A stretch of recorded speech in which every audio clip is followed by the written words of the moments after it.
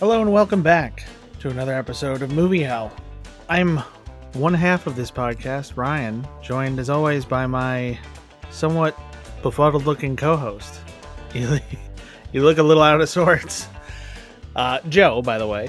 And if I sound confused, it's because the movie we're talking about today is Bubba Ho-Tep, which is a 2001 movie. 2002. 2002, starring Bruce Campbell. So it should be right up my alley. It should be. It's Bruce Campbell. Yeah, Fantastic. and when I read the synopsis, and let me just read that now, actually. Elvis Presley and a black JFK stay in a nursing home where nothing happens until a wayward Egyptian mummy comes and sucks out the old people's souls through their a-holes. The two decide to fight back. Yeah, that's pretty much the long and the short of it right there. That pretty much sums it up. Sums it up. This movie, it's really the last three that we've done. No, because Warrior was between Monster Squad, and the last one we just did, Lost Boys. But Monster Squad, Lost Boys, and this, all very similar genres of kind of comedic horror movies. This was not as gory as Lost Boys, and it involved no children like Monster Squad, and I would say definitely revolved more around the comedic aspect of it than either of the other two movies. I mean, it's Bruce Campbell, so you know that's going to be the case. But I watched it many years ago, and my fiance has recommended it as a movie that we should review. This movie is just... And she was texting me about it. She's like, oh man, I forgot how good this was. Like, she texted me, she's like, is this a buy or a rent? And I was like, I don't know, dude. I've never seen it before. Like, I'm just 2 minutes into it. And then a couple minutes later, I guess while you guys were watching it, she was like, oh, I forgot how good this was. Yeah, I enjoyed this. I think this was a good time. There's another movie that we have watched where it doesn't take itself too seriously, but how can you when that's the premise?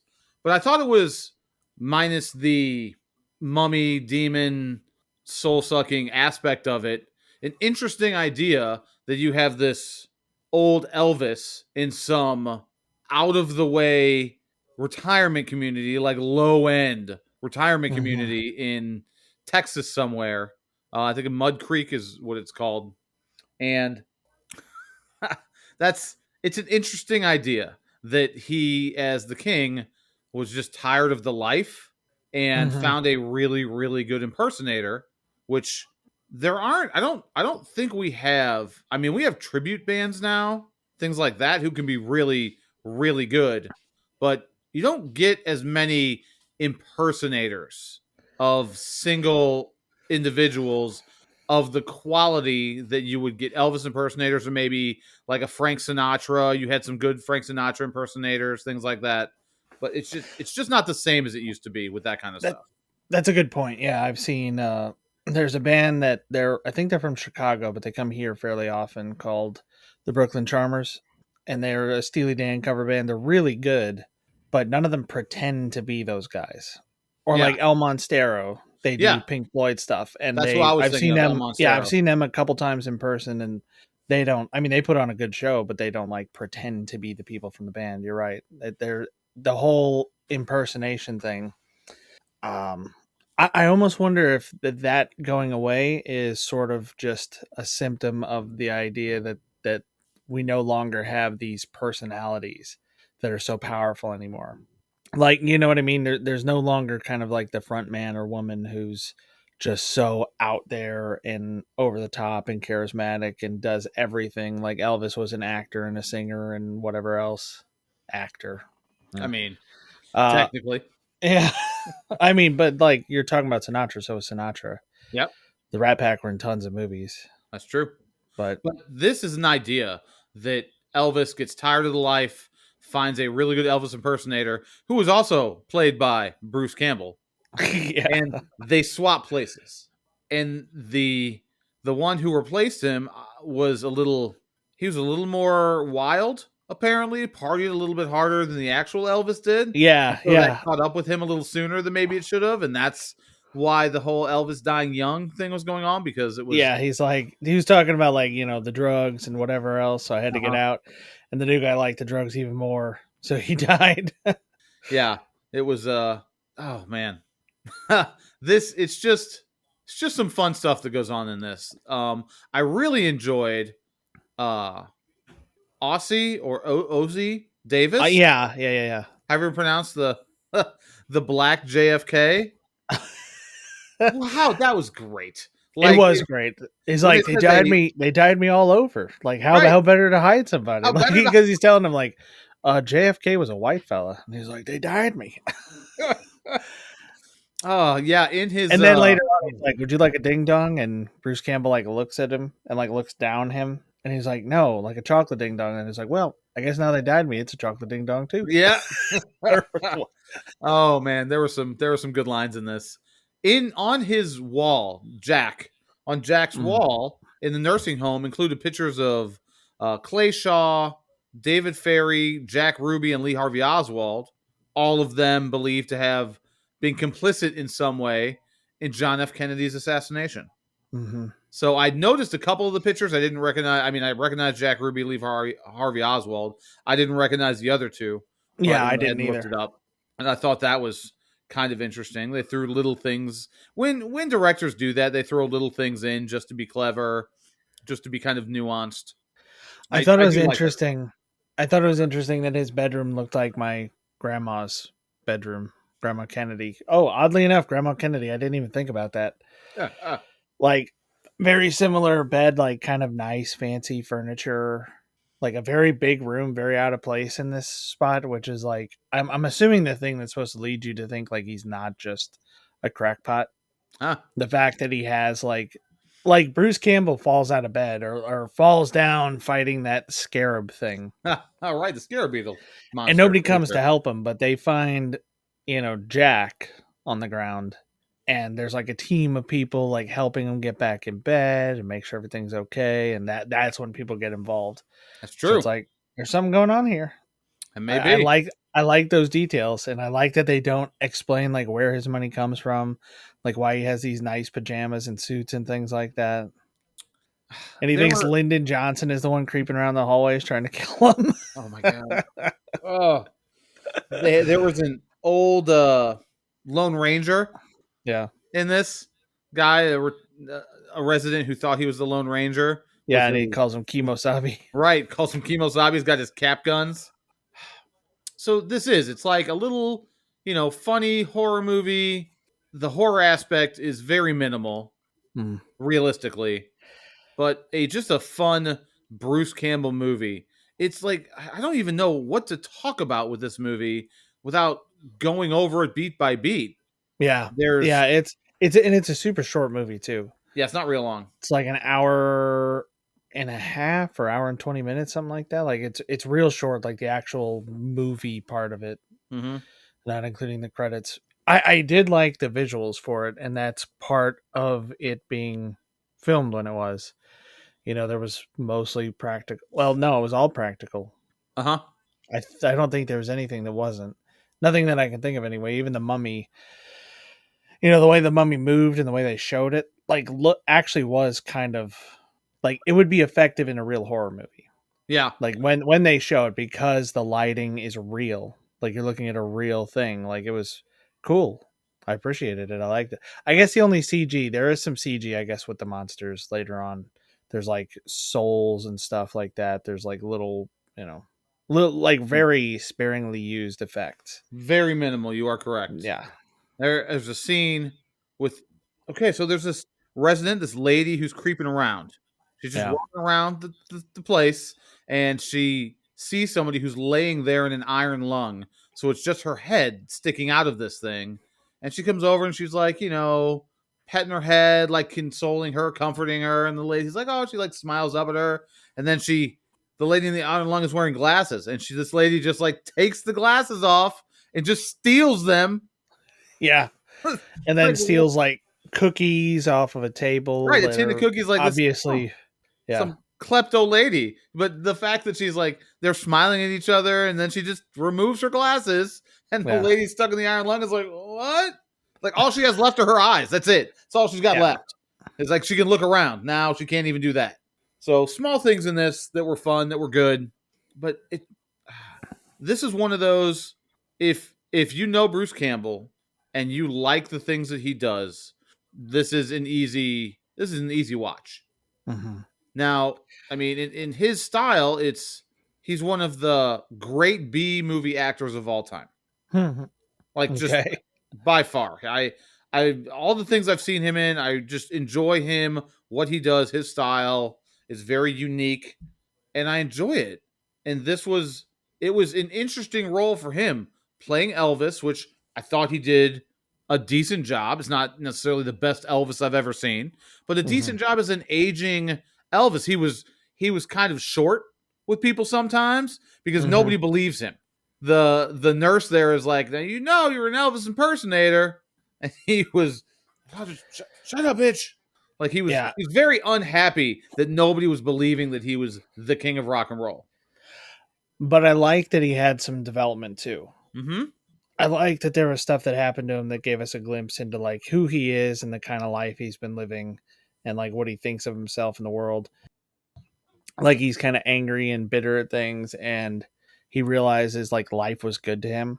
Uh-huh. Like what was wrong was stuff he did to himself. And there's even the scene where what does he say? Like the chick gives him a bird's eye view of her love nest by Yep. bending over right in front of his bed. And she's like, "Oh, it's not. She's not showing me this. She doesn't care. Right. Like I'm harmless." He's like, "I'm basically like her pet, seeing it.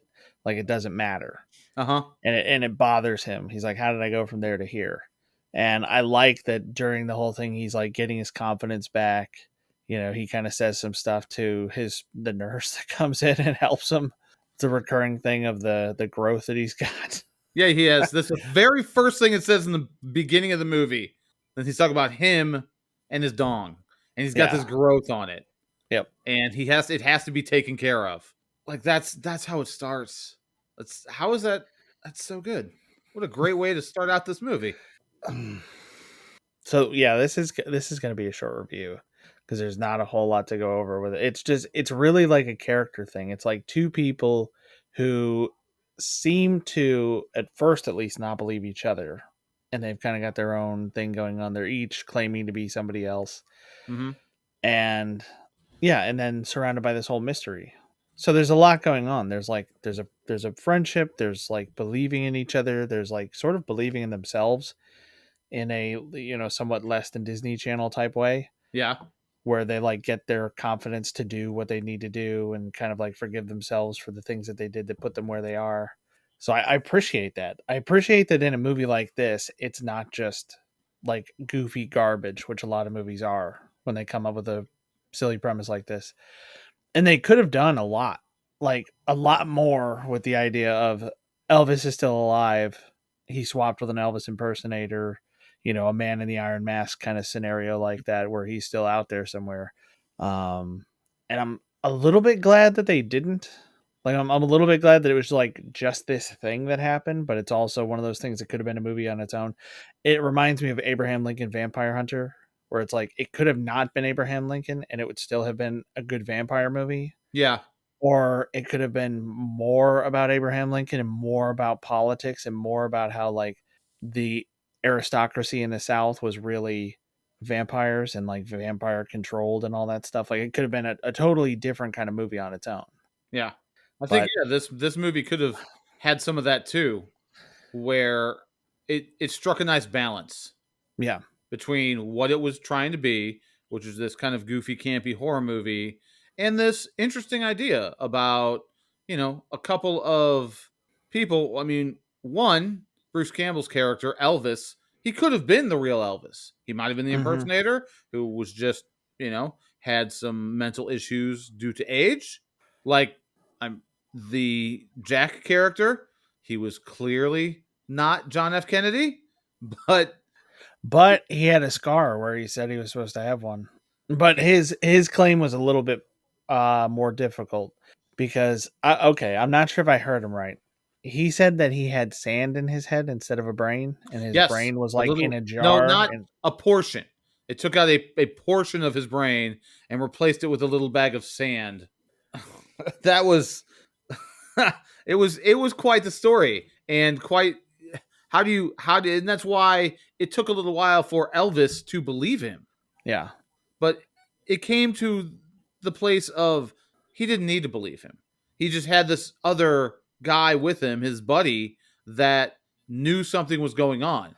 And this was a problem. And he was somebody who also wanted to stop it.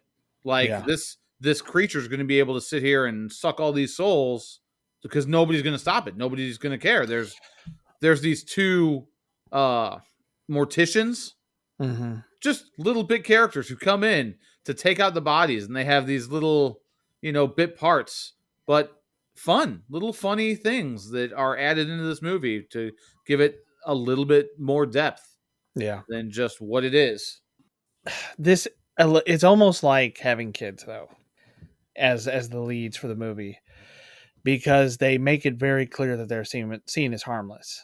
They're Hmm. seen as like sort of mentally infirm And and that physically again, infirm as well. So that yeah, people like they're talking about, they have their first interaction with the mummy and they're like, well, we clearly can't tell anybody what happened. So they both just had to lie about it and just not tell anybody what was really going on in there. Because who would believe Black JFK and like fake Elvis? right. And that's an interesting thing because in the kid versions of these movies, the kids do. They always run and tell whatever adult it is, at least try it first. In most of these movies that you see, there's at least one kid who tries to do that. This is what happened. You have to believe me. It's got even in The Lost Boys. He tries to go tell his mother, "This is what's Mm, going on," and she's like, "No." She shuts him down because what he's saying is preposterous. But these right. guys, I mean, they're older, and you can say that. Like as you age like that and you get to the age where you have to be taken care of again, it's you go from being a kid to being a young person, an adult, taking care of yourself, and then you transition into needing to be taken care of again. And Yeah. that's And so it's I know you were right. I know I said in the beginning this is a movie that doesn't involve kids or isn't super gory, which it still wasn't super gory or anything, no. but using the elderly, it's kind of a replacement for kids in a style Yeah. like this. It puts them at that same disadvantage where they're on their own. Hmm. It's another device to put them in that situation, to have them on the back foot the entire time. Yeah, because they're not strong. They don't have all their faculties. And Even they don't even if have they can be anybody kind who, of witty or smart, they're not all the way there sometimes. So it's hard to solve everything through just being brilliant. yeah. And there's nobody to help them, nobody to Yeah. believe them. They can't like call the police and have the police be like, oh, well, you're a credible individual. They're like, oh, you're that weird impersonator. So they can't write a note in crayon to the army. Dear Army guys, please come quick. There are monsters. They're Yeah. monsters, and then they'll send everybody. They'll send the army rangers to come and stop the mummy. I mean, they could have tried. They could have. They didn't think about doing that. This movie came out in 2002, and it says present day. I think, and it's one of the things in this movie is like, oh, present day, Yeah, huh? it Well, does. then maybe they should have watched Monster Squad. Then they'd know. Just write a note to the army. Bam, Right? done. I Deal mean, the with it. Monster Squad kids would have been, I mean, well into their 20s, right? Yeah, Yeah. They could have just called them. yeah. The adult Monster Squad. Get a Right. hold of them. Get a hold of them Frog Brothers. You Yeah. still Oh my working? God. Yeah. Then what's the Corey Field? Yeah, we're still Yeah. working. You That's need us? exactly what I was We'll thinking. be there. Yeah. Turn around, we're behind you. They're going to be like, kill Jack. You'll feel better. It's like I'm not killing Jack. That's JFK. He already took a bullet. Like, no, we're not doing that. So, okay, I'll get into my feelings about it. Talking about it now, I really like it. Last night, though, like actually watching it, I had no idea what to expect, and it was a little rough to get through. It has an odd pace. Like it Mhm. really takes its time. It's a movie that's a comedy, and it presents itself as though it's not in on the joke. Do you know what I mean? Yeah, that's good. That's a good way of putting it. This is super nostalgic for me because I watched it in college. One of my roommates was a big Bruce Campbell fan, and we drove all the way across the state of Illinois to go watch it because it was the only place playing in the area. Huh. So we watched it in the theater when it was released. It was so fun. That sounds like a worthwhile road trip if I ever heard one. Especially in college, man. How can you refuse something as stupid as that? Were you aware of Bruce Campbell's existence before this? Yeah, my roommate was a huge Bruce Campbell fan. She had Evil Dead posters. We actually got called from the college office because the community residents in the neighborhood didn't like her Evil Dead poster in the window. They thought it was too creepy and told us to take it down. Oh my gosh. Okay, I should have rephrased it differently. Were you aware of Bruce Campbell before her? No. Okay. Absolutely not. Everybody needs a friend who will introduce them to Bruce Campbell. Yeah, it's the right thing to do. It's the right thing to do. That's right. It's the right thing to do. Yeah, this movie for me, I remember watching it, getting it from the video store years ago, watching it, my buddy and I. It's just, I mean, we liked Evil Dead, Army of Darkness. We liked Bruce Campbell. We're like, well, this looks utterly ridiculous. So, all right, let's check it out. And it is utterly ridiculous. The premise is ridiculous. The acting's a little bit ridiculous. Not in a totally over the top, I can't stand it kind of thing, but just who Bruce Campbell is as a character. He's just fun. Yeah. So yeah, this was just fun nostalgia kind of for me. It didn't have, there's no over the top action. There's nothing crazy goes on in it. It is fairly slow paced, but the things that happen, there's a lady who, gets attacked by this scarab creature, and the mummy comes and, will attack certain residents. And it's nothing is actually scary. It's all in a ridiculous, like Elvis catches the scarab thing in a bedpan. Yeah. And then, and it's almost a Leslie Nielsen kind of movie because it's so straight, played so straight. And he's walking around with the pan and he's like looking for the thing, and it's in the pan. We can see it as the audience. It's like holding on to the sides. Right. It's really funny. But it was just so odd to get into it. Like, it was so, like I said, slow and just kind of weird. And then it's like, okay, I get what they're going for. They're just telling a story. They're not trying to make it it's funny because it's ridiculous. Yes. It's not exactly being played as like a normal comedy where they're like, look at this. Did you see this thing that happened? Yeah. And it's funny because of who is doing it. And that's what Bruce Campbell does. He brings life to these characters in his own style. And it's just really fun. Now, one of the things I found that was interesting in this when I was looking stuff up, it's a movie about Elvis. There is zero Elvis music in this movie. And the reason for that is because the director explained to license even one Elvis song for the movie would have cost about half the budget of the movie itself. Oh, I thought it was going to be whoever held the rights was like, the mummy does what? No, absolutely not. Mum does what? There's a t-shirt. Mummy does what? There you go. And also there's a scene in here where Elvis is flipping through the channels on his TV, and it pops up an Elvis movie marathon, and it starts showing some scenes. Well, again, they couldn't afford to license any actual Elvis movies, and so it's just guys who are kind of like the size and shape of Elvis in these old black and white movies, but they just show them from the back doing something, like and punching or whatever. Yeah. And so, again, not anything Elvis. The only thing Elvis is Bruce Campbell playing a, old swapped out Elvis impersonator for the real Elvis. And I just do. I really like that concept. I liked who was in it. So yeah, this is, Holligans, here we go. Watch or not a watch. I obviously, I'm going to say watch because that's who I like.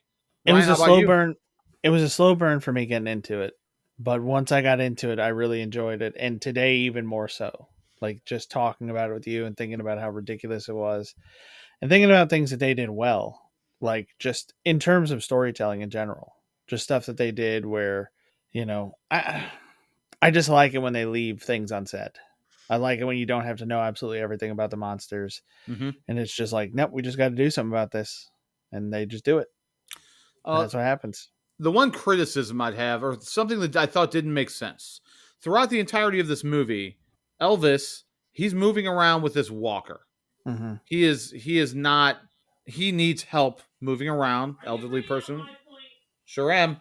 So he needs help moving around, and Jack doesn't. Jack is walking around all the he doesn't necessarily. You don't see him having trouble getting. He came at one point. He had come from the library. His niece, I think, took him to the library to do some research, and he's standing there in this nice suit. Like he has no problem moving around that we can tell until the end of the movie when there's the face off between them and the mummy, and he's like driving around in the little motorized wheelchair.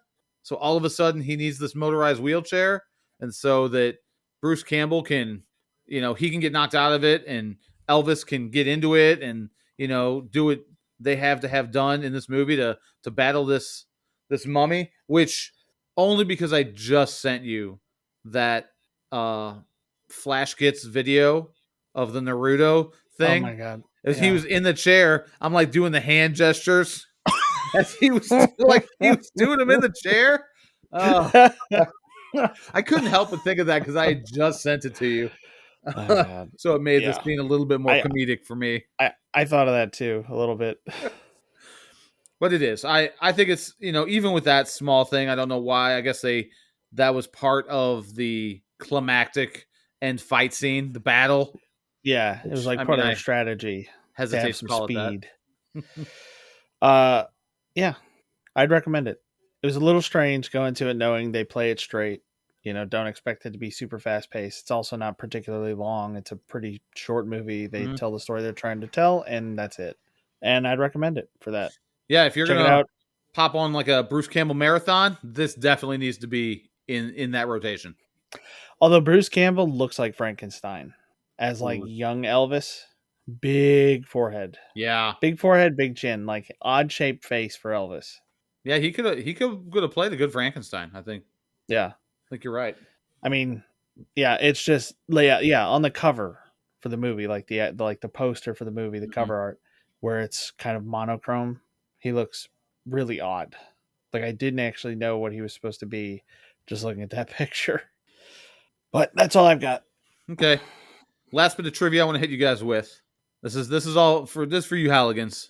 So before Bruce Campbell accepts the role of Elvis, he only had, after I guess reading the script, he only had one question for the director. Are you going to show the penis?